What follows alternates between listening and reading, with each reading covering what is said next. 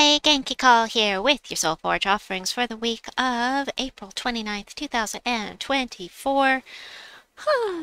So, you know, there's some good stuff in here, like the Lord of Slaughter is amazing. I'll go over that in a bit. Jotnar is available in your event keys, not an amazing troop. The only thing that really redeems this thing, because he only does damage to one enemy, and the boosts are not amazing, is they give a random ally a barrier on 4+ gem matches, but there are plenty of other mythics and troops that can do this kind of thing. So I don't recommend wasting. Wasting is subjective, but I don't recommend using your hard-earned diamonds on this guy unless he's one of the last mythics that you need, or you just have to have one for Stormheim for your power level. But if you do, try your event keys first. I would recommend this up to you. But he is available with your event keys this week. Next up, we have the legendary Umber Wolf. Umber Wolf is an interesting troop. You don't ever want to cast this guy because the best part about this troop is that he creates a dark storm at the start of every turn. He's the only troop in the game that I can think of that does so, and the only way to get a dark storm at the start of every turn. But if you cast him, he's going to transform into a Nosferatu and you'll lose your storm. So keep that in mind. Not Leona's Tower. Lord of Slaughter is amazing. I love skull spamming. I adore this troop. Create 6 brown gems. Convert all brown gems to doom skulls. You are very likely, unless there are no brown gems on the board, you're very likely to loop with this guy, either from him creating extra brown gems or from the cascade of things that fall down, because boom skulls, that's exactly it. They're boom skulls. I'm going to call them that from now on because that's fun. Anyway, they're going to blow up the board. You're very likely to get an extra turn. Love that. Also, if you stick him at the front of the team, he has very little skull damage reduction, so he's squishy, but he has 100% chance to do true damage when he uses skulls. So he can obliterate the enemy very quickly unless he gets those skulls used on him. So he also summons a Doomstorm at the start of battle. I do love this troop because I love skull spamming. It's so fun. Next up, we've got a bunch of skull spammers. We've got the Fountain of Stars, which on the right team is very good. Convert 5 green gems to purple potions. So you have a chance to loop from the purple potions.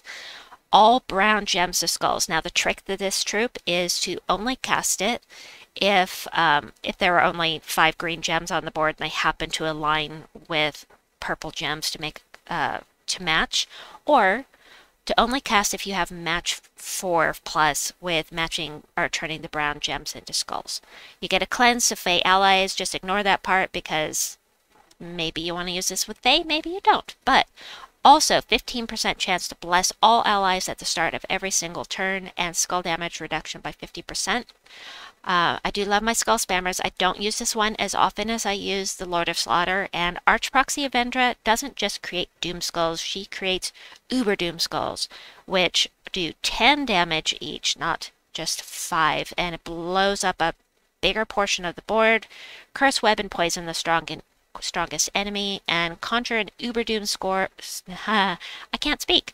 Once again, conjure an Uber Doom storm when an enemy dies. I do love this troop. I don't use her that often, but I do love her. She's awesome. Love her, love her. Tannenbaum.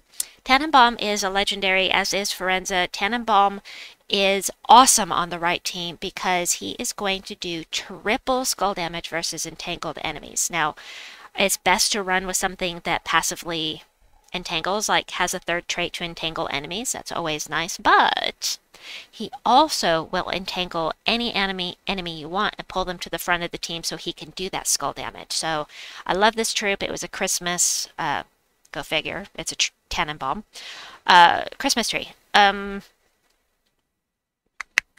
a Christmas event a while ago. A couple years ago, I think.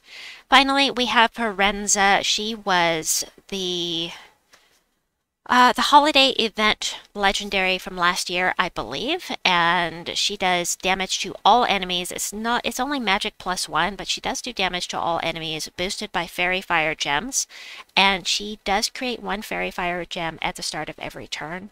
She herself is immune to fairy fire, super nice, and she also summons a summer knight, which, if you've ever fought them, they can be a real pain in the rump because they bury themselves every time they cast. So next up we have weapons. We have some interesting things in here. Do not craft this. My recommendation, of course, is that you do not craft this with diamonds. Get the Ice Bolt Blade in the event shop for Journey. It's not a great weapon anyway, but I do recommend having all of the things so that you don't get power level blocked by weapons. And next we have the Ice Aegis.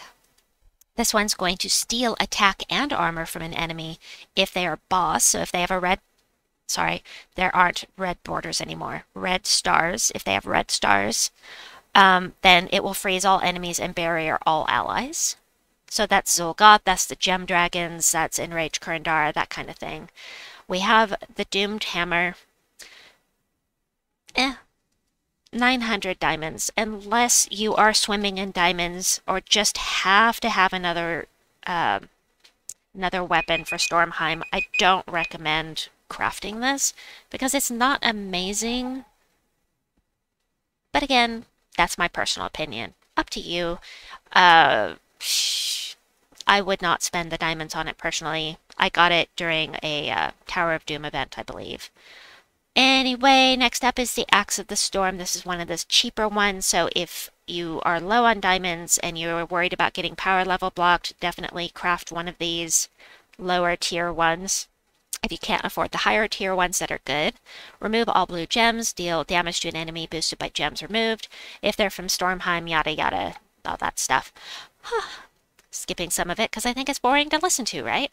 Ginormous Cleaver. This one's going to do damage to an enemy boosted by Stormheim allies specific to Stormheim. Create a mix of 6 blue and yellow gems for each Stormheim ally. Next we have there are 2 more, I think. Yes, 3 more. Aha, 4 more. Okay, 4 more. Crown of Horns. This is a splody weapon. Yes!